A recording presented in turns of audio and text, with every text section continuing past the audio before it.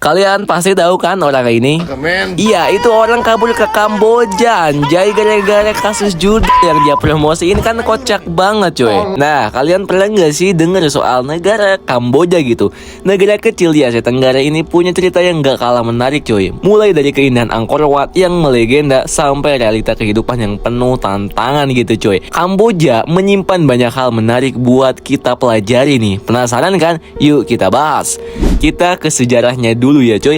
Kamboja yang dikenal sebagai Kerajaan Kamboja memiliki sejarah panjang yang dimulai sejak Kerajaan Funan sekitar abad ke-1 hingga ke-6 Masehi dan diikuti oleh kerajaan-kerajaan besar lainnya, termasuk Kerajaan Khmer yang terkenal pada abad ke-19 hingga ke-15. Pada masa kejayaannya, Kerajaan Khmer membangun banyak candi megah seperti Angkor Wat. Namun kerajaan ini mengalami kemunduran dan diserang oleh negara-negara tetangga termasuk Thailand dan Vietnam. Pada abad ke-20, Kamboja mengalami masa kelam selama pemerintahan Khmer Merah di bawah Pol Pot yang menyebabkan pembantaian massal dan genosida cuy, yang menewaskan sekitar 1,7 juta orang. Ini bener-bener gila gitu. Setelah jatuhnya Khmer Merah, Kamboja mulai membangun kembali negaranya meskipun masih menghadapi tantangan sosial dan juga ekonomi. Kamboja adalah negara monarki konstitusional. Rajanya saat ini adalah Norodom Sihamoni yang naik tahta pada tahun 2004 setelah ayahnya. Sistem pemerintahan negara ini menggabungkan monarki simbolis dengan pemerintahan yang dikelola oleh Perdana Menteri dan juga Dewa Tahta nih cuy. Meskipun raja adalah simbol negara, pemerintahan praktis dijalankan oleh Perdana Menteri yang memiliki kekuasaan lebih besar. Korupsi menjadi masalah besar di negara ini cuy, dengan banyak pejabat pemerintah yang terlibat dalam praktik korupsi. Apalagi di negara ini banyak judol anjir. Kamboja memiliki popularitas sekitar 17,91 juta jiwa dan sebagian besar penduduknya adalah etnis Khmer dan mayoritas menganut agama Buddha, sekitar 95%-an lah. Bahasa resmi yang digunakan adalah bahasa Khmer coy. Lebih dari 50% penduduk negara ini berusia di bawah 22 tahun. Dimana itu terbilang masih muda kocak, mencerminkan populasi muda yang sangat amat besar gitu. Kota Phnom Penh adalah ibu kota yang menjadi pusat politik, sedangkan Siem Reap adalah kota besar yang kedua yang terkenal dengan situs wisata Angkor Wat nih guys. Angkor Wat apa Angkor Wat? Nggak tahu gua. Kamboja dikenal dengan situs warisan dunia UNESCO, terutama Angkor Wat, candi Hindu yang kemudian menjadi tempat ibadah orang Buddha nih kocak.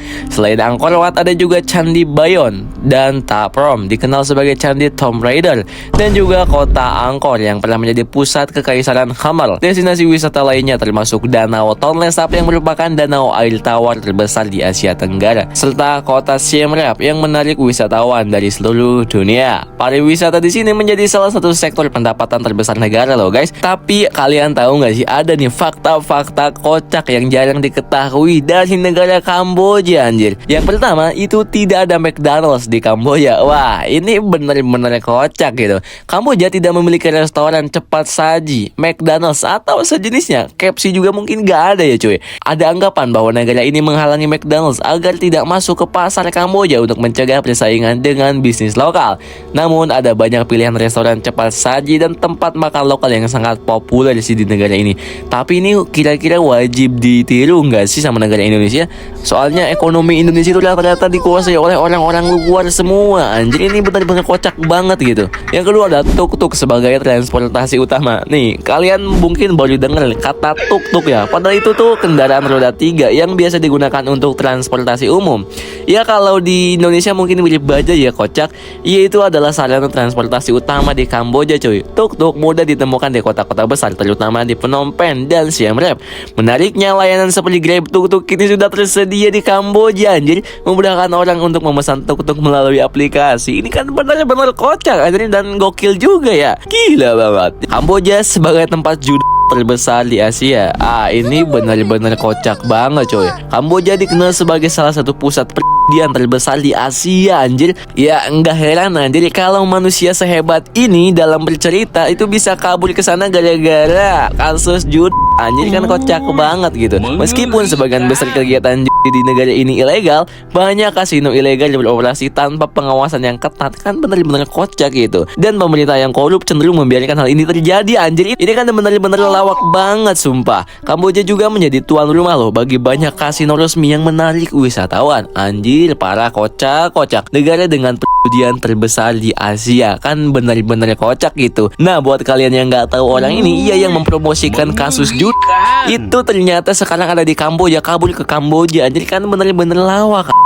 Gimana menurut kalian nih? Yang keempat, ini fakta yang sangat mengejutkan sih. Perdagangan manusia. Idih, ini benar-benar kocak gitu. Perdagangan manusia termasuk pemerdagangan orang untuk eksploitasi esek-esek dan kerja paksa, coy. Itu merupakan masalah serius di Kamboja. Banyak orang, baik warga lokal maupun migran gitu, terperangkap dalam jaringan perdagangan manusia ini. Pemerintah Kamboja meskipun telah melakukan upaya untuk memerangi masalah ini, masih aja menghadapi tantangan besar dalam memberantasnya sepenuhnya. Itu kan gara-gara pejabat korup. Kocak banget sumpah. Dan fakta yang kelima adalah korupsi sebagai masalah besar. Aduh, ini 11-12 sama di Indonesia. Korupsi masih menjadi isu utama di Kamboja, baik di tingkat pemerintah maupun dalam sektor swasta. Kocak. Salah satu hal yang mencolok adalah hukum yang tidak mendukung pelapor kasus korupsi, anjir. Jika seseorang melaporkan dugaan korupsi tetapi gagal membuktikan tuduhannya, pelapor bisa dijatuhi hukuman penjara selama 6 bulan. Kan benar-benar kocak, anjir. Sistem hukum yang tidak transparan dan adanya tekanan politik membuat penegakan hukum terhadap korupsi sangat sulit dilakukan, coy. Sehingga korupsi tetap merajalela di banyak sektor negara. Wah, ini benar-benar parah banget gitu, coy. Nah, itu dia guys perjalanan kita hari ini. Semoga cerita fakta-fakta yang kita bahas tadi itu bisa bermanfaat dan menambah wawasan buat kalian semua tentang dunia, coy. Jangan lupa jika kalian suka dengan video ini, tekan tombol like dan share ke teman-teman kalian ya, coy. Kalau kalian punya pertanyaan, saran, atau cerita menarik yang ini bahas, tulis aja di kolom komentar, coy. Jujur aja, Mimin terbuka banget buat kalian. So, terima kasih yang sudah menonton hingga akhir. See you, bye-bye.